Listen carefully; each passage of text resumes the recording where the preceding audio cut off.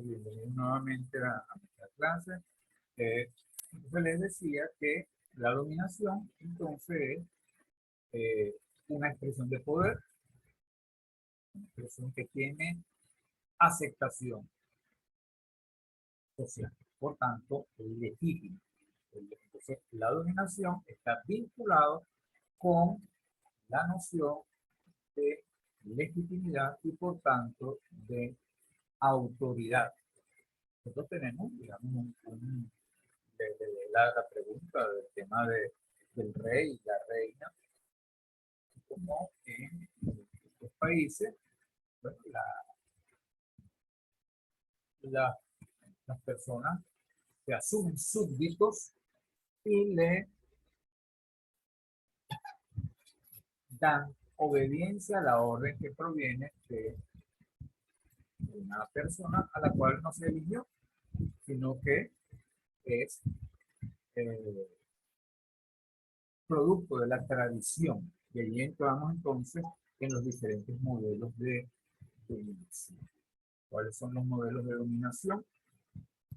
Los modelos de dominación se construyen sobre la base de la noción del liderazgo. Es decir, la dominación es la obediencia, el liderazgo es la capacidad de lograr obediencia.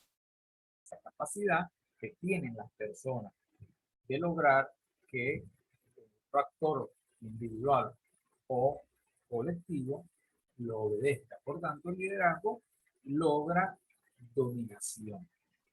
Hay diferentes tipos de modelos que estudió Weber y que están vinculados, como les decía anteriormente, con los tipos de acción social. El primero que nos habla es el modelo de dominación carismática, que es el que está fundamentado en las emociones. En este caso, el líder es aquel que tiene la capacidad de mover las emociones de los seguidores. Es capaz de lograr que las personas se entusiasmen, que den una respuesta emotiva de seguimiento a un orden y a la orden a la cual se está imponiendo. Entonces pensemos en aquellos, bueno, en la antigüedad, en los cuales nadie los nombraba, sino que simplemente por su capacidad lograban que la gente se incorporara en sus causas y, bueno, algunos de ellos lograron movilizar ejércitos y conquistar tierras. Alejandro Magno, Genghis Khan, grandes líderes con capacidad de lograr obediencia en la mayor parte de la gente. Ese poder de liderazgo carismático, dice Max Weber, es el que predominaba en las sociedades más antiguas. O sea, no había elementos legales correspondientes para establecer quién era el que va a ejercer, en este caso, el poder, sino que se ganaba el poder en función de las capacidades. Por supuesto, ustedes dirán, bueno, nosotros que estamos viviendo en el siglo XXI, ya hemos conocido personas que tienen capacidades carismáticas y eso los lleva a lo mejor a ganar elecciones. El caso nuestro en Venezuela fue el caso de, en el siglo XX, Carlos Andrés Pérez, un hombre muy carismático, la capacidad de emocionar a la gente hasta justamente antes de que lo destituyeron, la gente creyó ciegamente en él. Y en el siglo XXI, el caso de Hugo Chávez, un líder muy, pero muy carismático, con capacidad de entusiasmar a las grandes masas y llevarlas, por supuesto, a buscar cambiar el orden existente en el país. Sin embargo, la legitimidad de los gobiernos en Venezuela no se da por carisma. La carisma pudiera llevarse a ganar las elecciones. O sea, el que realmente, desde el punto de vista legítimo, ejerce el poder, es aquel que gana las elecciones y desde el punto de vista constitucional, entonces es impuesto del cargo de presidente de la República. El otro modelo que siguió es entonces el predominante en las sociedades más antiguas y en las sociedades de la antigüedad Media, se impuso un modelo de dominación llamado tradicional. Tradicional, entonces, ya como el nombre lo dice, es aquel en que predomina la acción social tradicional. O sea, el modo en que se fueron haciendo las cosas, se fueron constituyendo en costumbre. Y esa costumbre eh, fue logrando el respeto y la aceptación de las personas. Este tipo de modelo de dominación es justamente el que existe en las llamadas monarquías. En la monarquía, quien logra obtener la,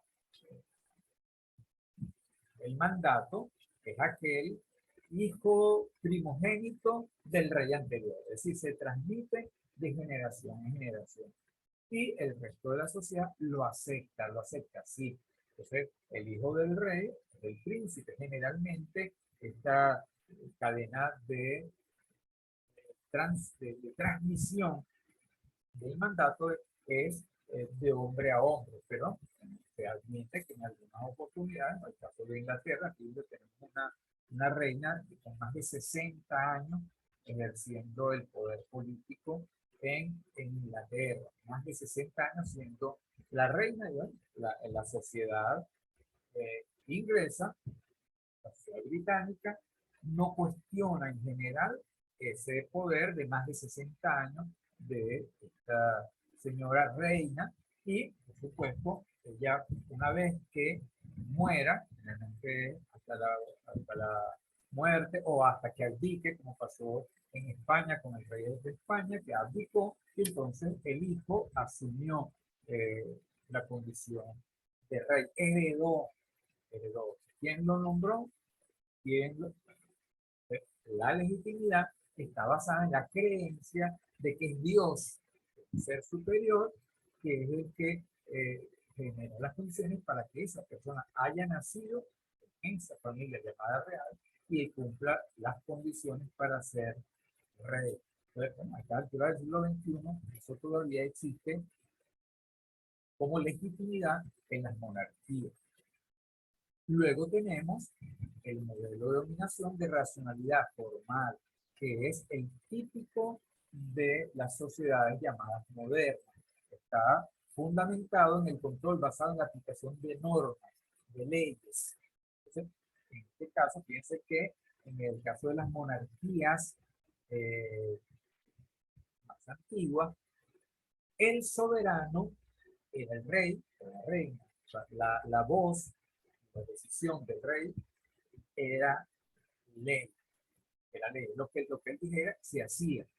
Este, ya eso no es así. O sea, ya en la sociedad, incluso en las monarquías modernas, ellos están sometidos a un ámbito de legalidad. Es decir, existen parlamentos que entonces establecen las leyes y regulan el uso del poder. Es decir, la sociedad está sometida a ese gobernante, pero ese gobernante a su vez está sometido su mandato a las normas, a las reglas que le impone la sociedad. Y eso entonces estamos hablando del modelo de racionalidad formal. Esa racionalidad formal no es más que, en general, es lo conocido como burocracia. O sea, la burocracia es justamente el régimen en el cual las organizaciones sociales, desde las más pequeñas hasta las más grandes, van a regirse por normas legalmente establecidas y que van a entonces a generar las condiciones para el ejercicio del poder. Entonces, en el caso de países como el nuestro, que son republicanos, entonces las elecciones, el sistema electoral, es el que permite entonces que las personas que cumplan ciertos requisitos puedan optar a ganar las elecciones y una vez que ganan las elecciones adquiere la legitimidad del poder en función del cumplimiento de la Constitución y las leyes. Esa es la llamada racionalidad formal.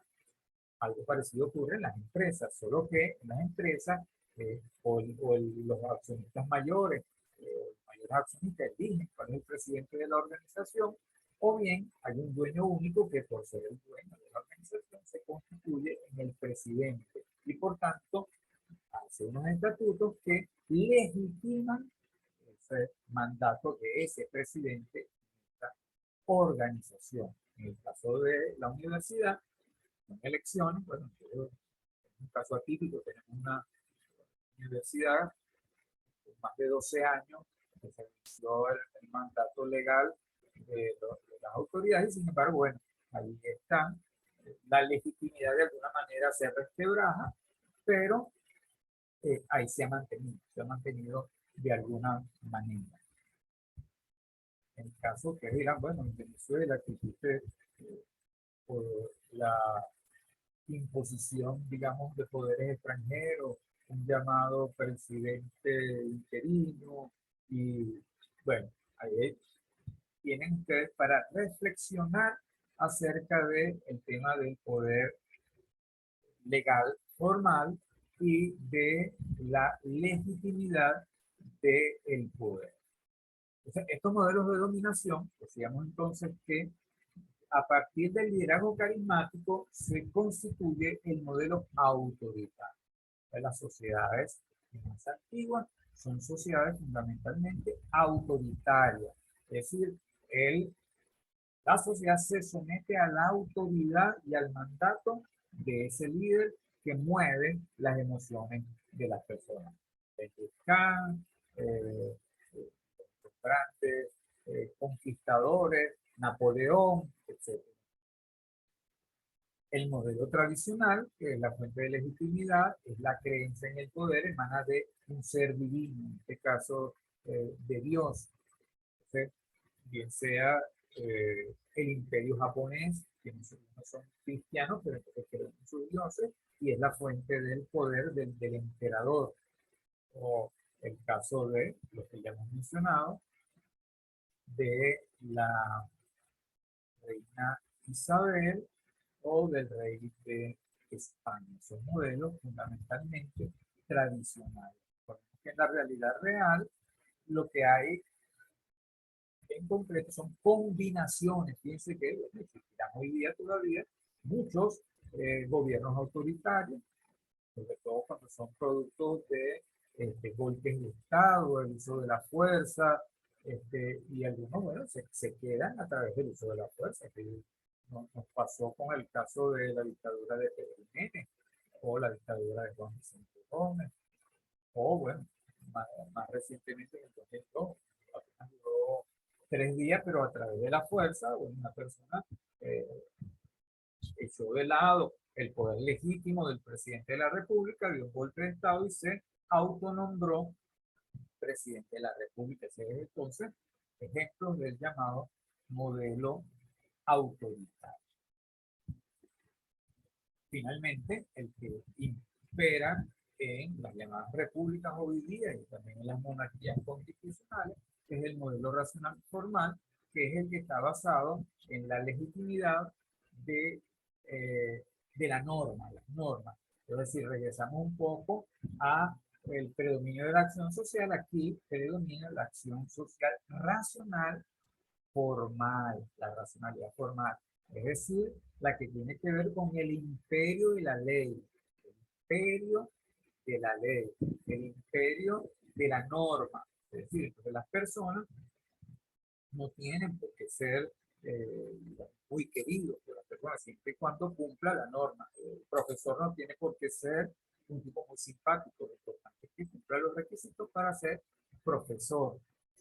En el caso de los presidentes, que nosotros tuvimos presidentes como Jaime Lucinchi, porque no diría que Jaime Lucinchi era una persona carismática, no, bueno, pero fue el que a través del sistema de partidos políticos logró que lo postularan como presidente y ganara la presidencia, ganara la postulación y ganó la presidencia de la República y durante muchísimo tiempo fue los 5 años que correspondía en la Cuarta República, fue presidente de la República de Venezuela.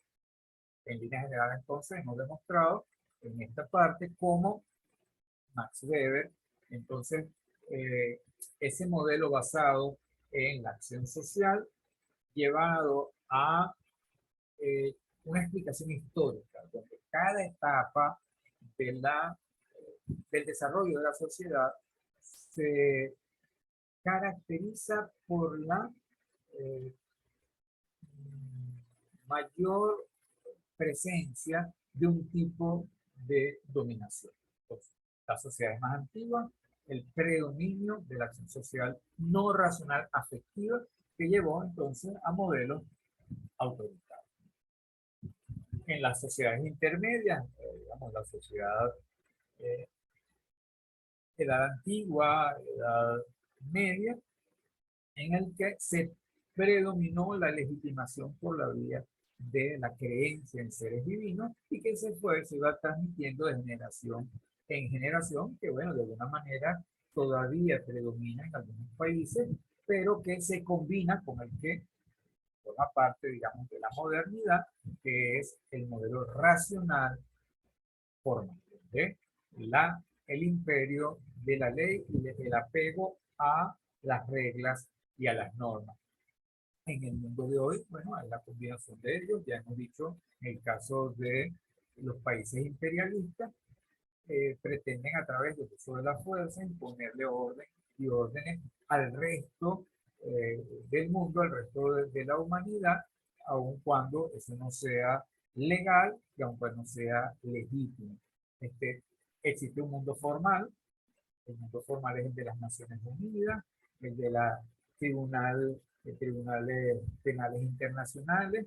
Sin embargo, bueno, la existencia de poderes de facto hace que en algunas oportunidades no sea lo legal, no sea lo legítimo lo que se imponga, sino lo que los más poderosos le imponen al resto del mundo, al resto del Estado. Con esto estamos terminando con el señor Max Weber y queremos entonces asomarnos a Parsons, un poco para que ustedes entonces tengan una primera idea. Esto, las dos teorías que siguen son teorías bastante amplias, apenas nos da chance de dar un brochazo, una pincelada, pero podemos decir que de alguna manera en el mundo occidental moderno, las teorías de Talcott Parsons han sido muy, pero muy influyentes en lo que es la explicación de las dinámicas sociales. Mientras que, siendo más antiguo, Carlos Marx, entonces hizo, digamos, una gran influencia en el llamado mundo socialista que bueno, predominó hasta finales del siglo XX en más de la mitad del planeta. Entonces vamos a desarrollar en este terreno de la sociología macro o la macrosociología estas dos visiones.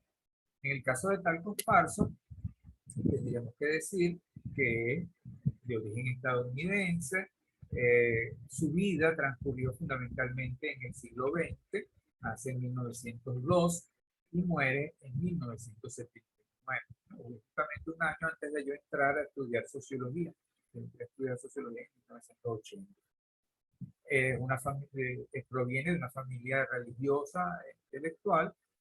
El énfasis en lo religioso tiene que ver con algo de pensamiento conservador en las eh, influencias del pensamiento de Talcott Parsons. Tiene formación académica en biología, medicina, filosofía, economía y sociología. Su propuesta sociológica es conocida como la gran teoría. Él buscó abarcar todo el conocimiento sociológico eh, liberal, fundamentalmente liberal, de la sociología del orden, de la sociología más bien conservadora, lo que denominan aquí una teoría voluntarista de la acción. Esto tiene mucho que ver con toda esta formación en biología, medicina, filosofía, economía y sociología, pero también en las influencias de Spencer. Spencer es un teórico inglés, digamos, forma parte también de los iniciadores de la sociología, pero a él se le atribuye justamente el llevar la teoría de la evolución, aquella que se le atribuye a Darwin, a Carlos Darwin o a Charles Darwin. Se habla incluso de un darwinismo social. Desde el punto de vista estrictamente teórico, el planteamiento de Spencer es previo, es anterior al planteamiento de Darwin. O sea, Darwin habla del orden natural a través de la evolución de las especies, donde las especies más capaces, las especies más fuertes son las que van a predominar, y las especies más débiles o los más débiles en las especies son los que van a perecer, ¿no? Es el mundo del imperio de lo más fuerte. Spencer en la sociedad, perdón, en la sociología plantea que en la sociedad funciona justamente de esa manera. Los débiles tienden a perecer y esa es la naturaleza misma y no va a corresponder a ningún ente social impedir que eso sea así, sino que más bien debe apoyar a los más fuertes, porque los más fuertes son los que por naturaleza deben llevar la, digamos, la aducción de la sociedad en tener el poder. Bueno, Max Weber es muy importante para él. De hecho, fíjense que sus primeras teorías son sobre el tema de la acción social. Talcott Parsons va a abarcar desde lo micro hasta lo macro. Va a partir de la visión de acción social planteada por Max Weber y luego la va a convertir en el sistema de la acción social. ¿A través de qué? Bueno, de influencias como la de Vilfredo Pareto, la de Delancey con la teoría general de sistema, Alfred Marshall con las teorías voluntaristas del desarrollo económico y por supuesto influencias de Durkheim que tiene que ver con la explicación del sistema social moderno. Entonces, todas estas influencias van a confluir en la conformación de una gran teoría que es algunos lo llaman estructuralismo funcional y otros lo llaman funcionalismo estructural. Funcionalismo o funcionalismo estructural. Se habla de otras influencias acá, el caso de los economistas institucionales, que hablan entonces, se habla de John Dewey, William Graham Sumner, quienes van a hablar de que lo que impera en la sociedad son las grandes pautas de comportamiento que vamos a conocer, digamos, como institución. La institución social es la que le da forma, es la que le da estructura a la sociedad. Y va a tener también influencia de la filosofía kantiana, es decir, de Immanuel Kant, quien, digamos, ya habíamos visto como uno de los grandes influyentes sobre la filosofía moderna alemana. Es estadounidense y su mirada voluntarista no solamente tiene que ver con la influencia de Alfred Marshall, sino que tiene que ver también con la personalidad básica de los estadounidenses. O sea, los estadounidenses son en predominio, hay una mayor probabilidad de que sean voluntaristas. Ellos creen realmente que las cosas se logran por la vía de la voluntad de las personas, es decir, por la vía de no dejarse llevar por el destino. O sea, no existe destino. Ustedes lo deben haber visto mucho en las películas norteamericanas. Hablan de su ideología en la cual dicen, no existe destino. O sea, lo que existe es la voluntad de la persona de lograr las cosas. Y esa voluntad es lo que construye a la sociedad. Tuvo unos estudios doctorales en Alemania con los cuales entró en gran contacto con las teorías de Weber, Eso ocurrió en 1927.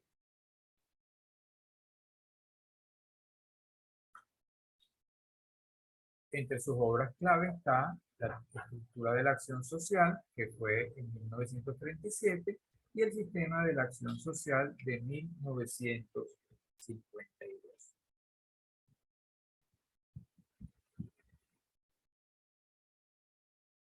Yo les recomiendo, como ya hemos dicho, para entender al hombre tenemos que entender un poco su eh, microbiografía. Antes de entrar acá, siempre es bueno que entonces nos ubiquemos. Fíjense bien, su obra nace en 1902, tiene una primera obra en 1927, su tesis doctoral. Luego, sus grandes obras en el año 37, en el año 52. La pregunta que tenemos que hacernos entonces es, ¿qué estaba pasando en el mundo, en el contexto histórico-social de este hombre para que él se dejara llevar por esas influencias e hiciera entonces sus aportaciones de esta teoría? Eh, Quedan unos minutos para que se corte esta reunión. Por tanto, vamos a desconectarnos y hacemos una última conexión para hacer el cierre.